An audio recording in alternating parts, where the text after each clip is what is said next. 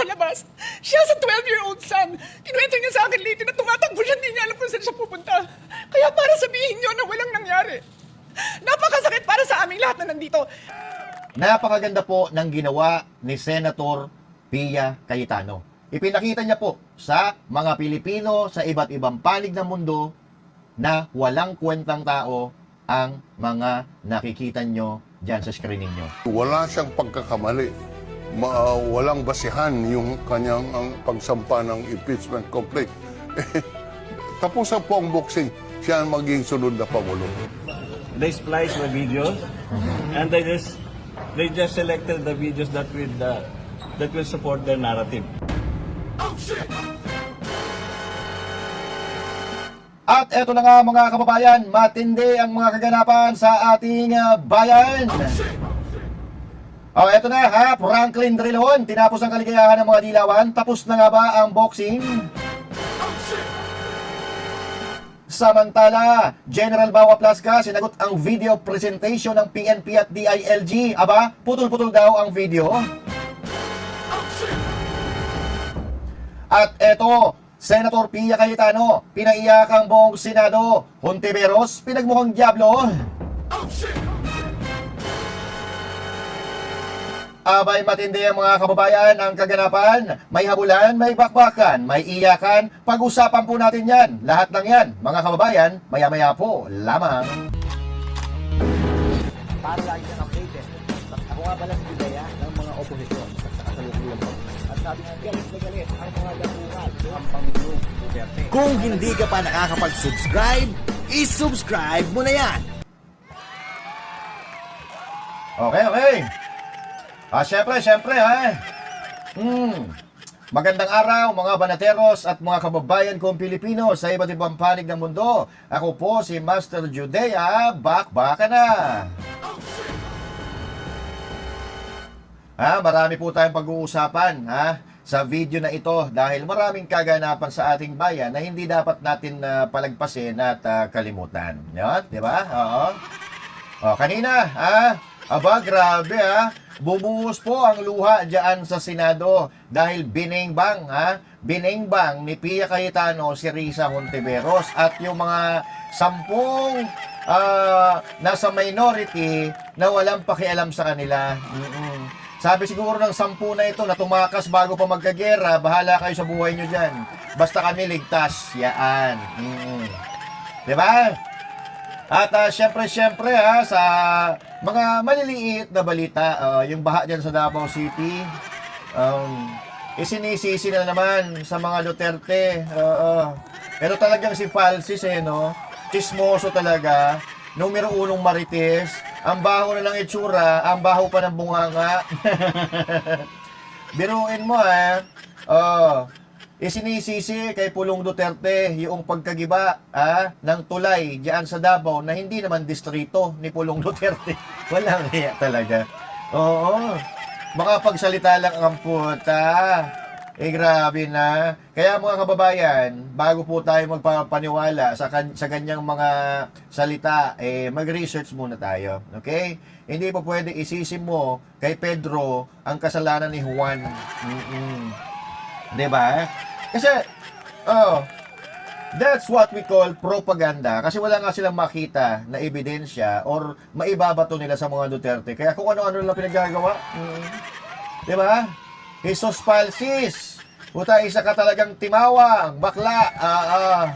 Puta nga na, ang daming kapansanan ng taong yan. Bakla na, pangit pa. Mabaho pa ang bunganga.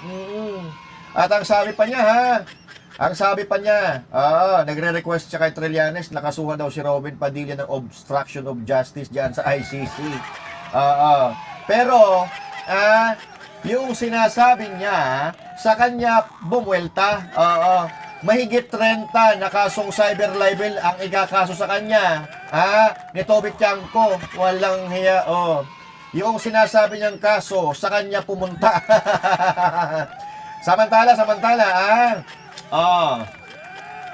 naglabas po ng pahayag ang Korte Suprema at ibinasura po ang TRO na hinihiling ng kampo ni Senator Bato de la Rosa. Nako, bakit naman kaya? Nasaan kaya si Senator Bato? Lalong hindi magpapakita yan sa inyo. Ano ba ang silbi ng Korte Suprema sa bansang ito? Ha? Ano ba, natakot na rin ba kayo? Ay, nako naman. Sige.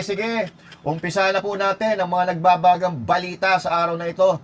Marami po mga bagong kaganapan. Kahapon, naglabas ng ebidensya ang DILG. May presentation po sila, Video presentation kasama ng PNP.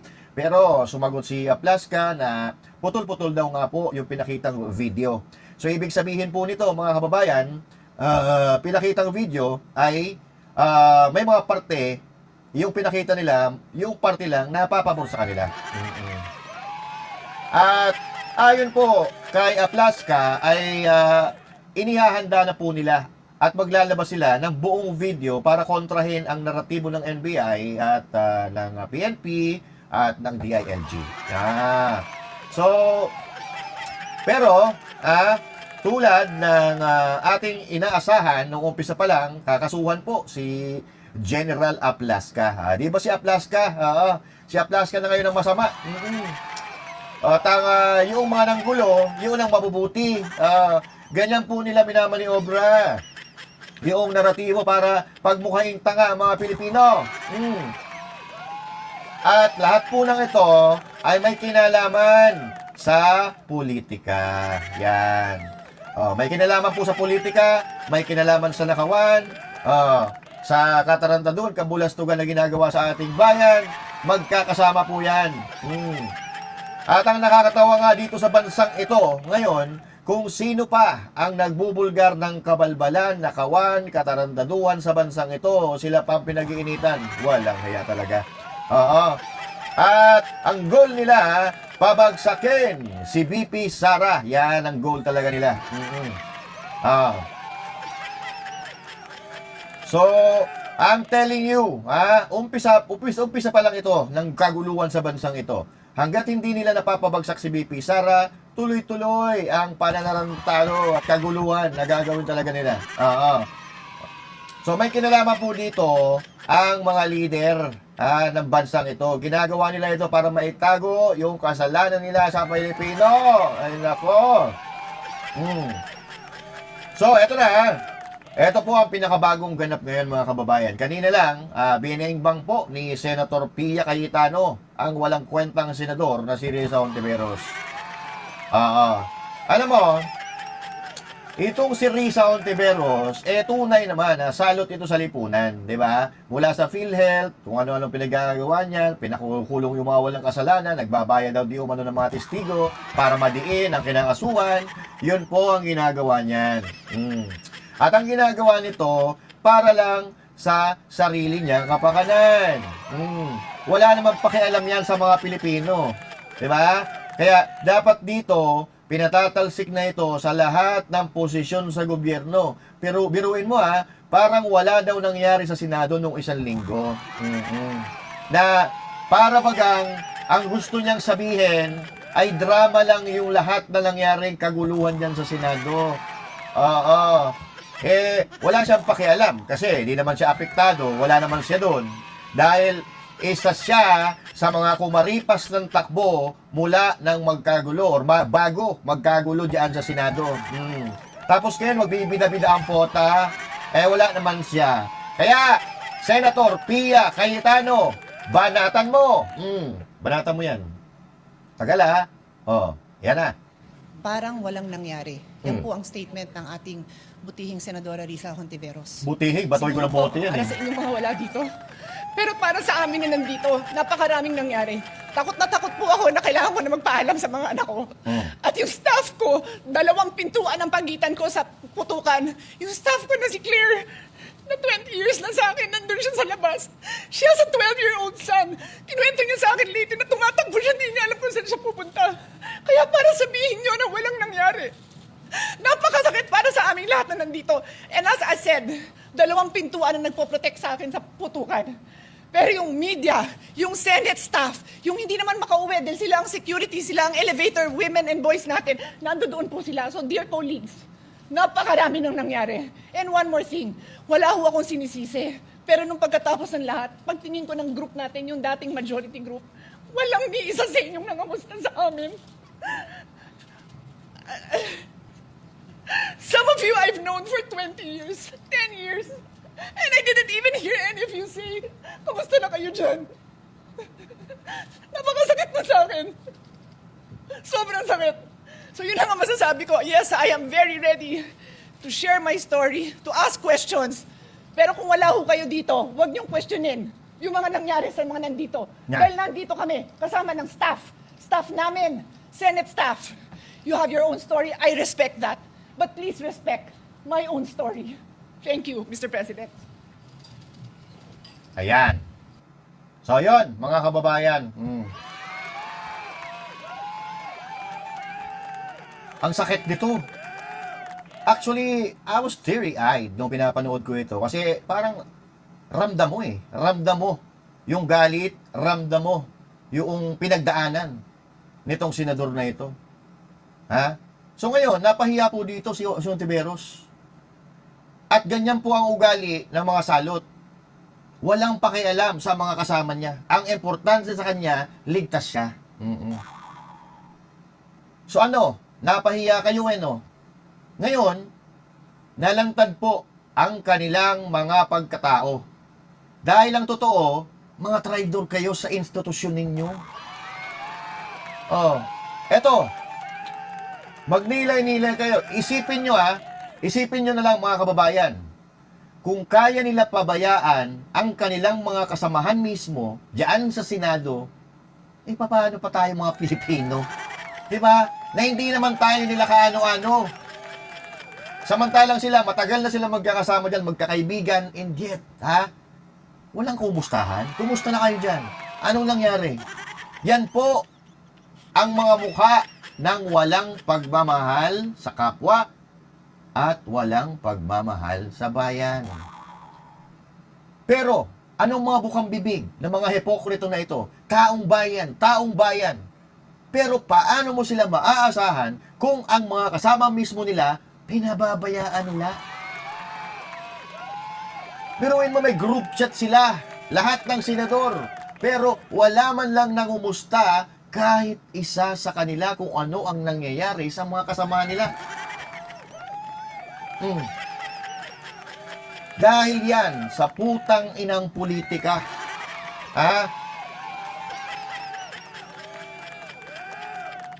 Hindi taong bayan ang pinagsisilbihan ng mga yan, kundi yung mga sarili nila.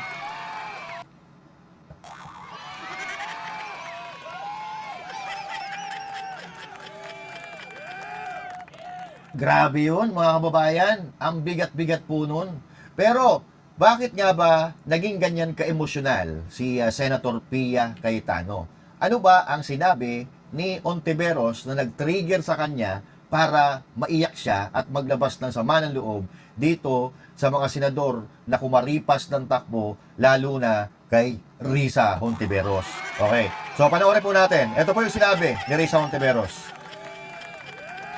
Mr. President, halos isang linggo na matapos ang habulan at barilan dito sa Senado.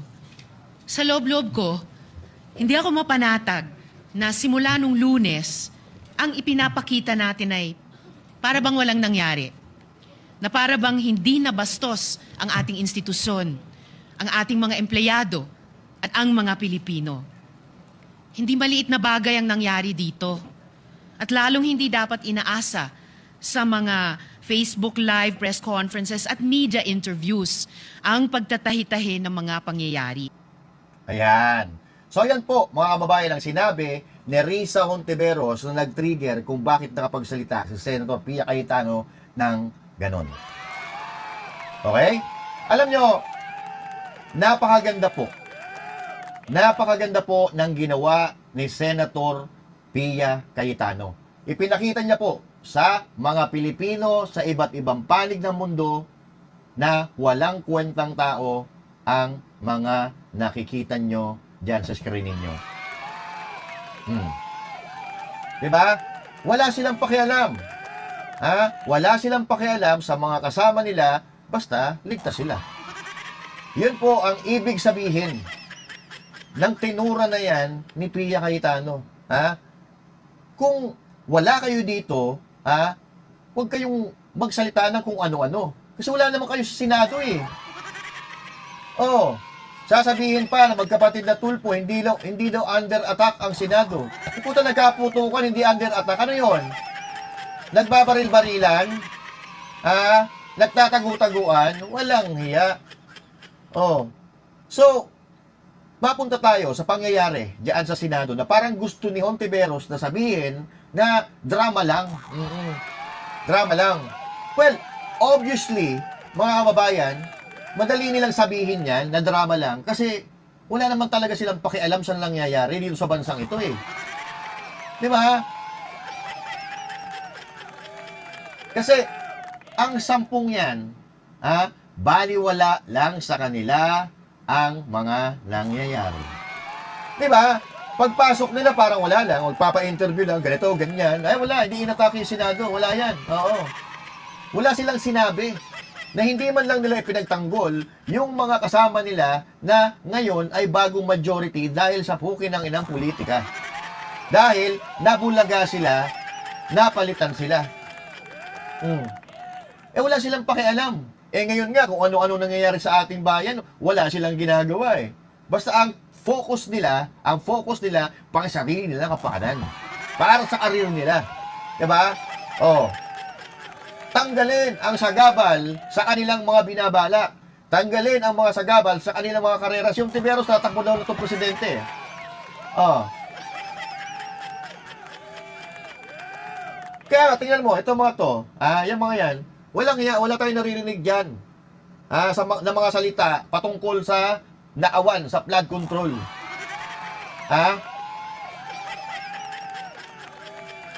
So, papaano tayo ngayon ipagtatanggol ng mga ito kung yung mga kasama nila sa Senado, gusto nila ipagkanulo? Wala silang pakialam. Ang sabi nga ng gobyerno di ba, ni Marcos Jr., wala kaming kasalanan dyan. Yung nangyari sa Senado, etong mga 10 ito para mga naging pipi, naging bingi, at walang sinasabi at hindi pinagtanggol yung mga kasama nilang mga senador. Para ang gusto pa nilang palabasin, kasalanan ito ng USA, kasalanan ito ng bagong liderato ng Senado.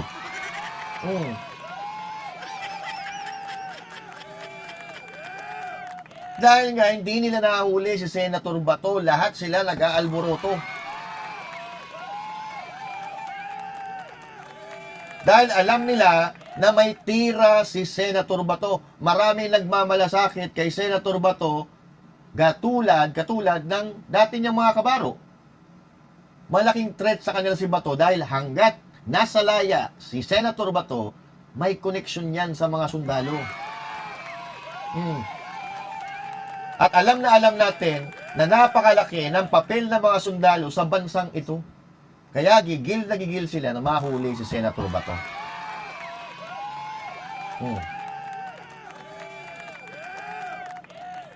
Tingnan nyo di ba?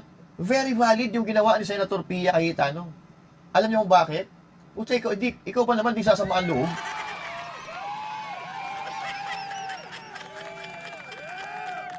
Yung mga kasama mo sa Senado mismo, kinukontra ang naratibo ninyo na kayo ang nakaranas noong panggugulo.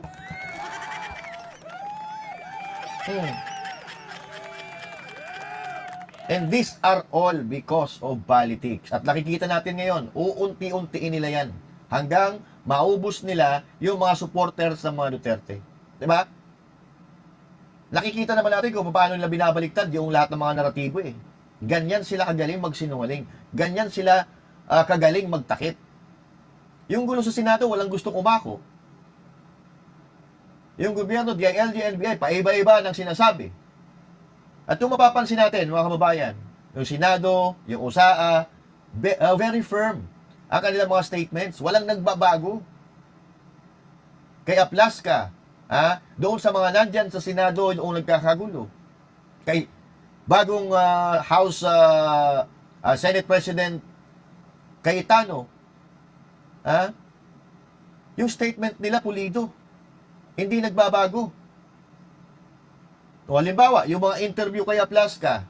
Eto, umpisahan natin kay Aplaska.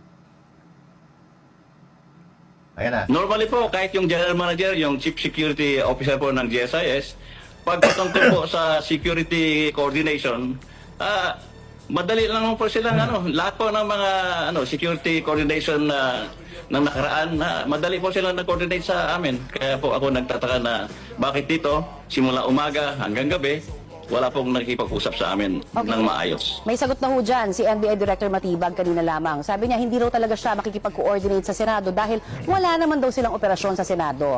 Ang naging Ronnie, coordination... so dahil lang sinasabi ko sa iyo kanina, di ba? Yes, go Pag ahead. meron pong operation ng isang armed component ng ating pamahalaan, kahit po isang barangay, isang bahayan ang pagitan ng dalawang unit namin, gagawa po kami ng coordination dahil iniiwasan po namin ang misunderstanding at misencounter. Buhay po ng mga sundalo, police at saka NBI agents ang pinag-uusapan namin.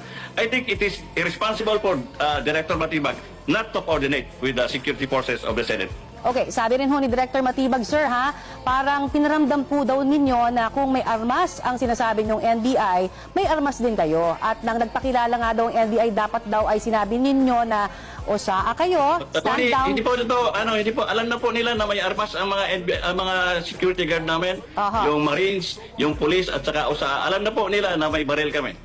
Okay, sa pagkakatanda po ninyo, ilang bala po ang pinakawalan ninyo dyan sa Senate side? Ako po hindi ko mabilang but the forensic result, the laboratory result will tell us kung exactly kung ilan po Okay. ang bala. Ayon po sa aming documents na nakalap dito sa GMA News, 32 ang nakuha po na bala. Tama Matatawag po, pa. nagtataka naman ako bakit tinatanong mo po ka, alam na nyo pala kung ilan. Kinukumpirma po namin siyempre sa inyo kung sakasakali. No? Warning shot pa ho ba yan daw matatawag, sir, kung ganyang karami? Ang warning shot po, sa aking pagkakaalam, sa haba na experience ko sa law enforcement at military operation, isa lang po ang warning shot na kailangan. Okay. So, wala ho kayong nakikita, sir, na parang lumabag po kayo dun sa protocol ng PNP na bawal po daw na mag-warning shot kasi nakaka-alarma lalo ito sa Sigurado po sa iyo, sitwasyon? Connie, with my experience, wala pa ako nilabag na protocol, security protocol. Okay. Ano ho daw kaya yung necessary time na para mag-warning shot sa tingin ninyo? Alam mo po, ang warning shot po ginagamit, ulitin ko yung sinasabi ko sa iyo, no? Pag meron pong ganong situation, ang una po, magbibigay po kami ng verbal warning. Ngayon, gusto namin, pag nag-verbal warning po kami, dapat po magpakilala sila sa amin. At pangalawa, dapat po, ibaba nila yung kanilang mga armas. Ngayon, kung hindi po sila sumunod o mag-comply doon sa aming verbal warning, but instead, meron po silang galaw, which would result to parang magkaroon ng threat against the life of our USA personnel, our Marines, and our PNP personnel. Magpaputok po kami ng mga warning shot. Okay, pero ito nga ako, babalitaan ko kayo kasi sabi nyo nga hindi nyo pa alam yung detalye po tungkol dun sa mga bala na napakawalan dyan sa enkwentro po ninyo. Base po sa dokumento ito na nakuha ng GMA News, nasa 5 bala lamang daw ang bala mula sa side ng NBI, sa GSIS, at nasa 27 mula sa side ng Senado. Wala ho ba kayo nakikita na parang overkill dyan? Connie, isa, dalawa, tatlo, the fact is, meron pong bumaril sa amin. At we will interpret that as a threat to our security. Okay. So may karapatan po kami na protektahan ng aming sarili. Whether ilang bala ang pinutok namin, basta kami po, nung nagpaputok kami, alam ko, hindi po namin intention na tamaan yung mga tao. Kasi kung yun po ang intention namin, siguro po marami na pong patay dyan sa mga NBI personnel. Ayan. Tama nga naman. Kung intention nila na magpaputok sa tao, di maraming patay yan. Maraming patay dyan. Di ba? Mutya, ang tindi ng experience yan sa pagkasundalo. General yan. At nakita nyo, yung bawat tanong, diretso ang sagot, walang paligoy-ligoy, detalyado. At yan po, pare-parehas ang sinasabi niya sa mga interview mula nung mangyari ang kaguluhan dyan sa Senado noong May 11. General po yan, si Aplaska. Alam niyan ang patakaran ng pulis, ng kasundaluhan sa pagpapaputok ng warning shot. Ako naniniwala ako sa kanya. Dahil ito, retirado ito eh. Kumbaga, mas may alam siya kaysa dun sa mga bago. Maliban na lang kung binago na lang patakaran. Baka binago ng May 12. O May 15, ganun. Pagkatapos ng kaguluhan. So, Dito, mga kababayan, makikita mo, napakalinaw po ng paliwanag ni Aplaska, direct to the point. Kung pakikinggan mo, maiintindihan mo agad yung kanyang pinanggagalingan. Hindi tulad po nung halimbawa, sa NBI. Although naglabas na sila ng mga statements, pero napansin po natin, paiba-iba po yung kanilang mga salitang binibitawan. Kahapon po, ipinakita sa publiko ang di umano'y video na ebidensya sa putukan dyan sa Senado, iba-iba po ang kanilang naratibo. Magkakaiba ang kanilang mga salita kaysa doon sa una na mga binitawan na nila.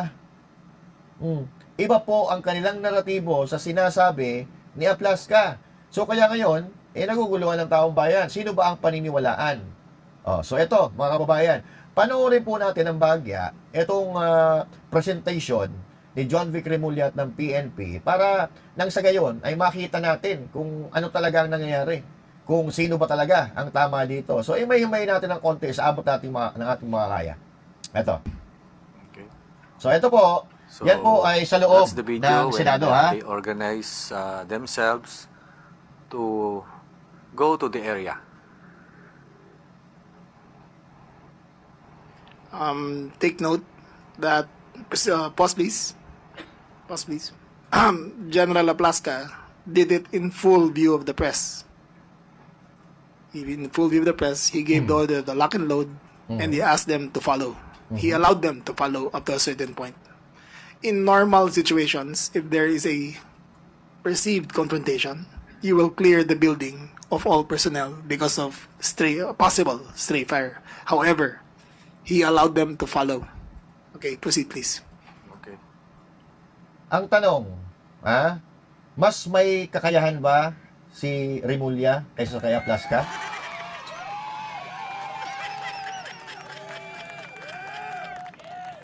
Mas eksperyensyado ba si Remulla kaysa kay Aplaska? Kung sasagutin niyo oo, di maniwala tayo kay Remulla. Pero kung sasabihin nyo hindi, maniwala tayo kay Aplaska. Kasi it's a matter of experience, mga kababayan. Etong si John Vic Remulla, governor, di ba? Tapos, naging DILG secretary. So, ibig sabihin, bago lang siya na napunta diyan sa law enforcement, unlike kay Aplaska, na bumuno yan ng ilang dekada sa law enforcement, di ba? So, this is one angle of the video going to the exit door, going to the veranda. As you can see, pause please. Pause. The Marines are in single formation according to their training, staying to the side of the wall. Okay, proceed. Followed by the PNP. Followed by the PNP who formed a perimeter line at the very end. China. Theory! Ikinukwento lang niya kung paano ang ginagawa ng mga Marines at mga pulis depende sa kanilang training.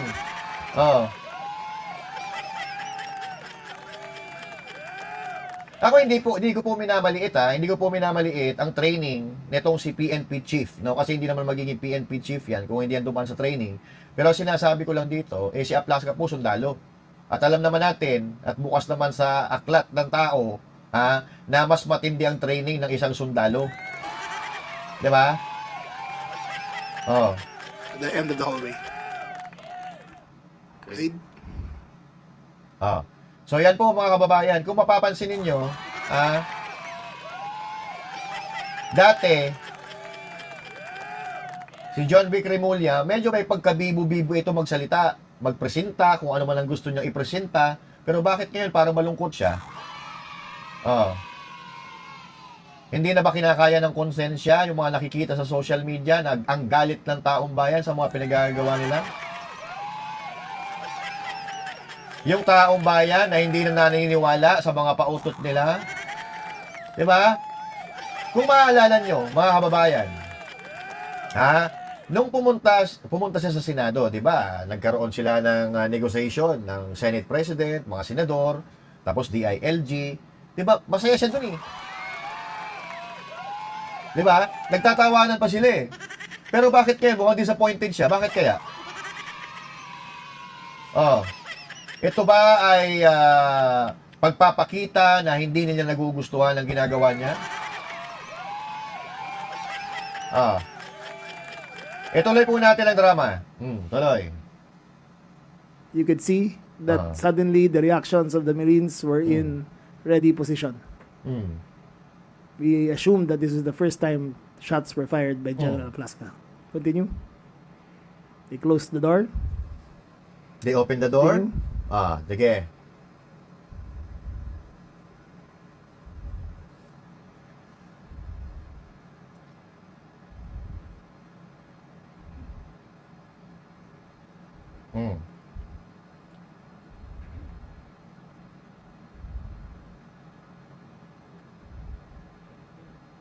Ano na? The office to the right is the office of Senator Ligarda. He was not there at the time. In a few seconds, mamamatay ang ilaw. There. Namatay ilaw daw, They turned off the lights. The emergency lights went on. They turned off the lights. Tapos, There. yan, na. Emergency lights goes on in a few seconds. Tama. Oo, tama naman. There you can Nagkukwento see the muzzle fire from the left. 1, 2, 3? 3. Nasaan yung 3?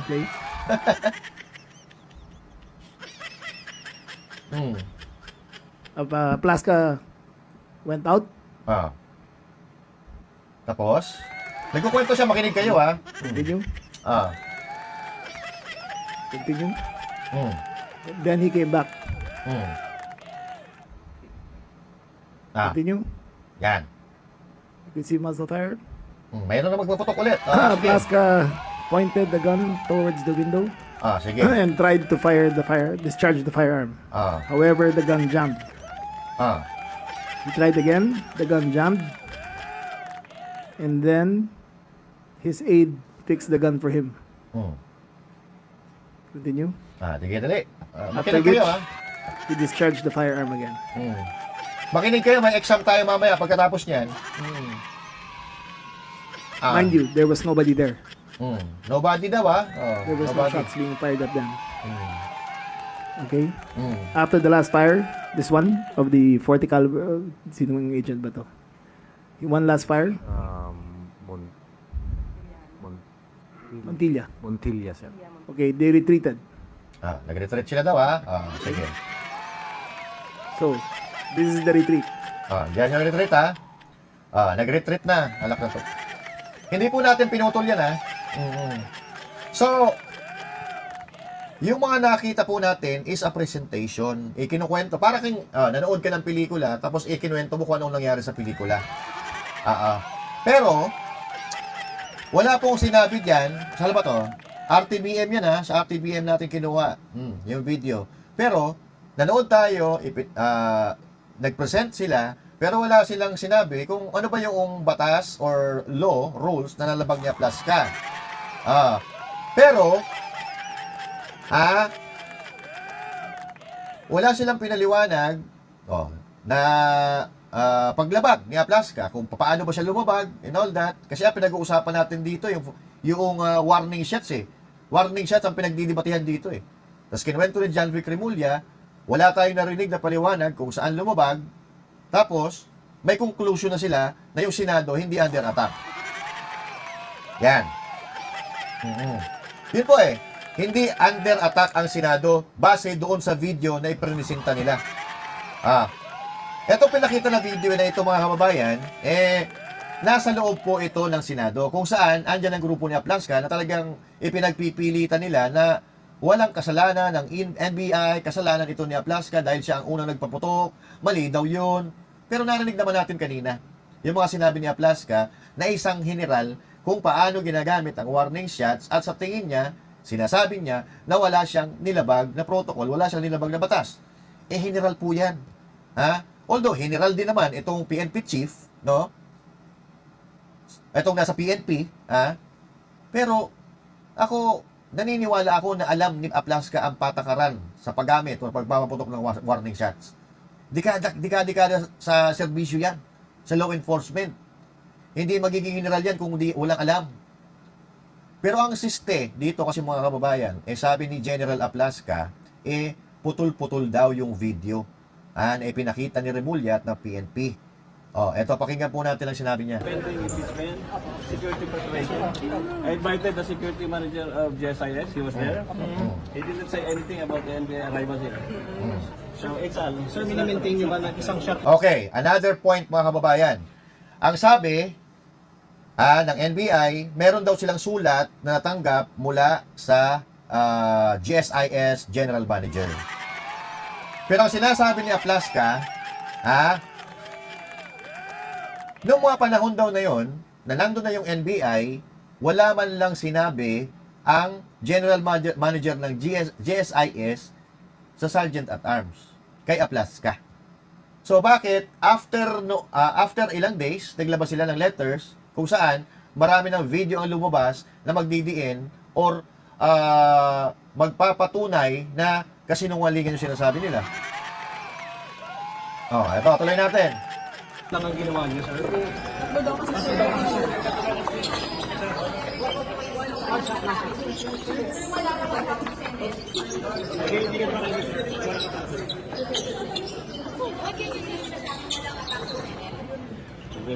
We are preparing the complete video. Kasi what they did, they spliced the videos and they just selected the videos that will support their narrative. Yan. And I think it's not correct. Yan. Saan yung nawala? Saan yung nawala sa video? But so naninibigan kayo, sir. Letak po na sinabi, sir. Sir, naninibigan kayo, sir. Letak? Sir, sumatak, sir. Ayan. So mga kababayan, maganda po yan para mamulat din ng taong bayan dahil dalawang panig po yung pakikinggan. Taong bayan po ang uhusga kung sino ang nagsasabi ng katotohanan at kung sino ang nagsisinungaling. Pero ang tanong, splice nga po ba ang video na ipinakita ng DILG at ng PNP? Tingnan po natin para lahat tayo malinawan. Ipakita din natin yung video ipinakita ng PNP at ng DILG na ito naman sa panig ng NBI. Tingnan po natin kung putol ba talaga. Ito po yung arrival ng ating mga NBI agents at the GSIS main building. Yes, sir. Teka muna, merong letter yon. Pakitignan. In effect, their presence was backed up by a letter properly received at about 5:08 p.m. of the same day. Okay, ito po yung mga NBI agents. Okay. To sum up, there are 29 NBI agents. Nung una kasing investigation natin, ang nakuha pa lang natin nakita through CCTVs is 21. And after the conduct of the continuing investigation, we accounted 29 of them. Please take note that none of the NBI agents had tactical gear with them. Ayan. So wala daw tactical gear at ang sabi ni Matibag, wala daw NBI dun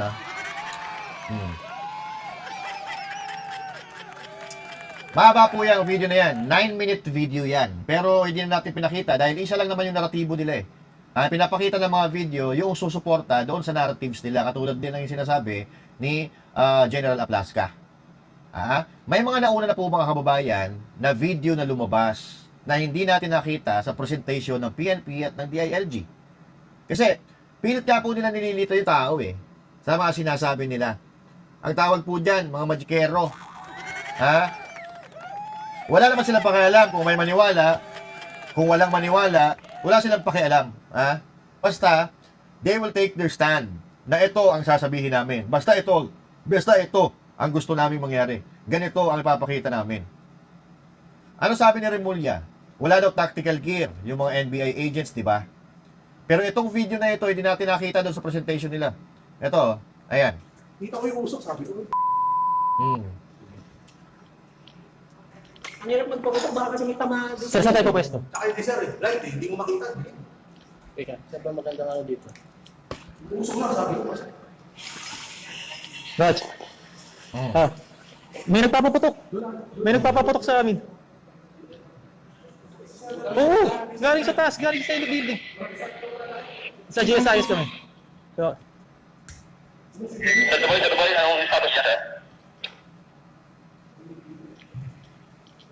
Yan ha.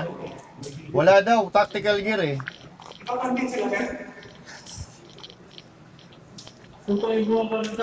oo nga sir eh. Ay, nakita namin yung usok din malapit sa amin sir. Oh, yan nasa parking sila. Oh, nag-uusap sila. Oh, ayan ha. Tinignan nyo rilo. Ganito yung ginawa ni Remulla. Tinignan nyo rilo, hinawakan nyo rilo. Oh. Ayan, approaching sila sa sasakyan. Oo. Yan. Oh, may papel sa bulsa ng isang NBI agent. Tapos, ayan. Oh, nag-uusap-usap sila. Oh. Ayan. Nagsi-cellphone yung isa. May cellphone. Ganito yung ginagawa ni Remulla kanina sa presentation eh. Naglalakad sila. Nagkukwentuhan sila. Ayan. Tapos sabi niya, post na video. Ayan, may puting kotse dyan. May kulay blue ang sahig at may yellow line sa gilid. Oo, ganon. Ayan. Ayan. Apat ang nakikita natin na tao sa video. Pumasok sila. Ang ganda ng mga dingding ng establishment. Kulay puti ang pintura. Ganyan lang ginawa na rin muli sa presentation eh. Ayan, nasa loob na sila. Nasa loob, post na video. Ayan. Nasa loob na sila, nag-uusap-usap sila. May mga bit-bit silang mahahabang armas. Tapos sige, tuloy. Hindi ko alam sa anim yung bubungan. Nagkagulatan. Mababa ka pa rin. Second day, atas ako. Pumutok siya plus ka. Pinutok ako eh. No. Pasok yung anim. Yun, nagkapalitan yung putok. Di ba? Ayun. Pumutok siya aplas ka, gumanti ako ng putok, pasok yung anim. Ayun. Nagkaputo ka na. Ganun ha, ang nangyari ha. Pero wala daw tactical gear ha. Yan.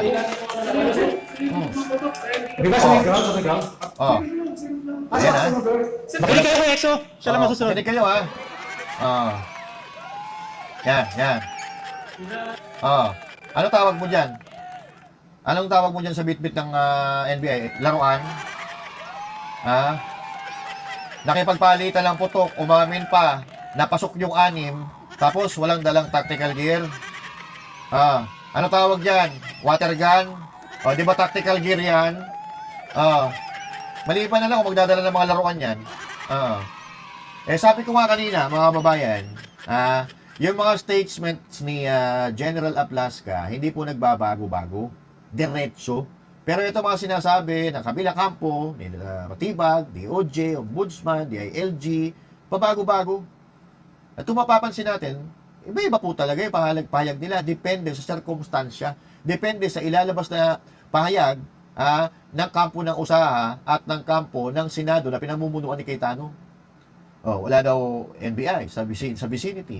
Walang utos ang Pangulo. Walang baril ang NBI. Hindi nagpaputok ang NBI. Paano yan?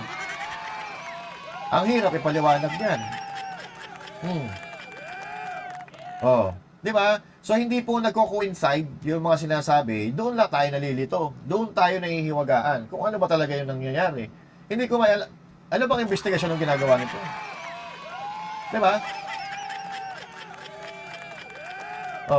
And then naglabasan yung mga pahayag, binabantayan lang daw nila yung bilyong halaga ng paintings. May sulat daw sila galing sa general manager ng GSIS, pero sabi ni Aplasca kanina, nakausap niya yung general manager, wala namang sinabi. Hindi daw nila inatake ang Senado. Di ba? So bakit late na kasi naglalabasan yung mga ganitong pahayag nila kung saan marami ng video na nailalabas? Kasi ang ginagawa nila, pag may video lalabas na kontra sa kanila, sasagutin nila. Kina-counter nila ang mga nilalabas na video or impormasyon na galing sa Senado at galing sa USAA. So kaya hindi nagtutugma yung kanilang mga sinasabi. Ang gulo-gulo, di ba? Well, sa puntong ito, mga kababayan, halatang halata na one-sided. Di ba? At dito, makikita natin na tama yung sinasabi ni Aplaska na splice nga raw yung video putol-putol at yung pinakita lang nila ay magsusuporta sa kanilang mga naratibo. At ang lahat na nangyayaring ito, maniwala kayo sa hindi, ito ay may kinalaman sa politika. Gagawan nila lahat ng kanilang lahat ng maitim na gawain para mawala sa landas nila ang magiging sagabal sa mga maitim na gawain nila. Ginigipit na nga nila lahat eh. Di ba? Yung mga lumalaban sa kanila. Nakikita nyo yan? Walang iya. Ngayon, nire-recommenda pang kasuhan si Aplaska. Ganyan na po kalala yung nangyayari sa ating bansa. Kung sino pa yung gumagawa ng tama, sila pa yung napapasama.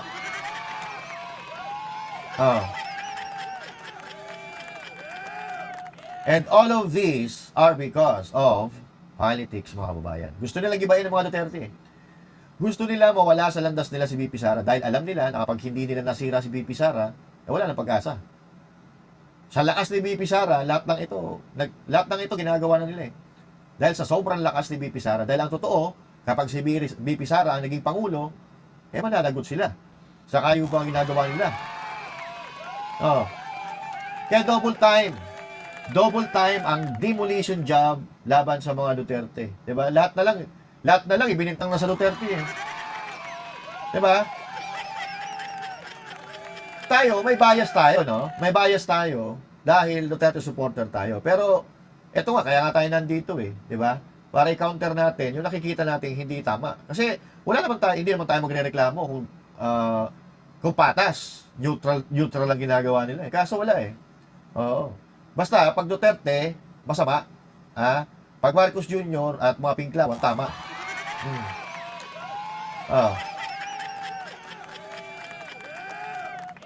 Pero kung babalikan natin ang mga event sa Pilipinas, yung Duterte administration ang mas maraming nagawa tama. 'Di ba?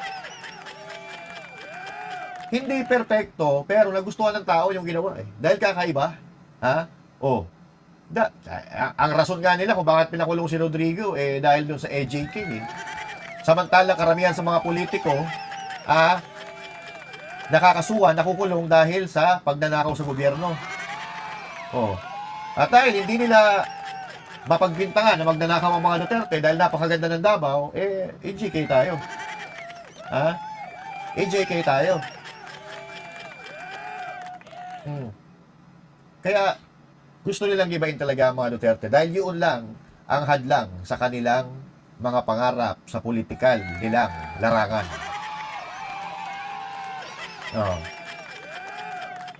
At ika nga ng isang certified dilawan na si Franklin Drilon na pag hindi nila napabagsak si BP Sara ang susunod na magiging presidente ng Pilipinas. Drilon, banatan Kung mo. ang desisyon ng Senado ay wala siyang pagkakamali, walang basihan yung kanyang ang pagsampa ng impeachment Ayan! complaint. May music pala to. Tapos sa pong boxing, siya ang maging sunod na Pangulo. Hi! What a fearless forecast! Ayan. Ulitin nga natin, siya ang magiging susunod na Pangulo. Di ba? Drilon, banatan mo. Kung ang desisyon ng Senado ay wala siyang pagkakamali, walang basihan yung kanyang ang pagsampa ng impeachment complaint, tapos po ang boxing, siya ang maging sunod na Pangulo. Hi! What a fearless forecast! So yan po, si Drilon po ang may sabi niyan. At siyempre, mayroong anti-Duterte, mayroong pro-Duterte, magbabanggaan po talaga yan. Pero kung makikita nyo sa social media, kung makikita nyo, yung mga matitinong abogado ang nagsasabi na wala kasalanan si BP Sara Duterte. Pero kung papansinin nyo naman yung mga anti-Duterte, syempre, ididiin yan si BP Sara Duterte. Ano pa asahan natin dyan? Diba?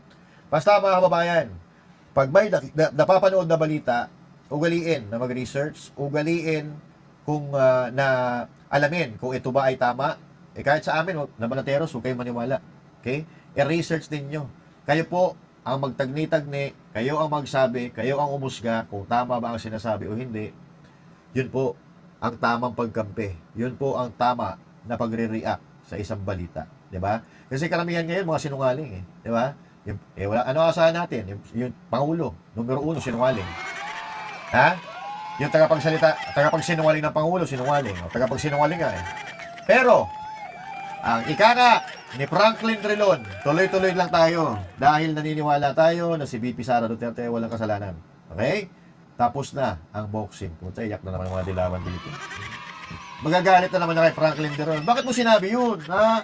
Bakit mo sinabi yun? Binibigyan mo pag-asa ang mga Duterte. Oo. Sa totoo lang, kayo mga dilawan, at kahit sa sino pa, ang endurso ni Marcos, kahit sa ampang kampo yan, dilawan, hulawan, wala binatbat yan.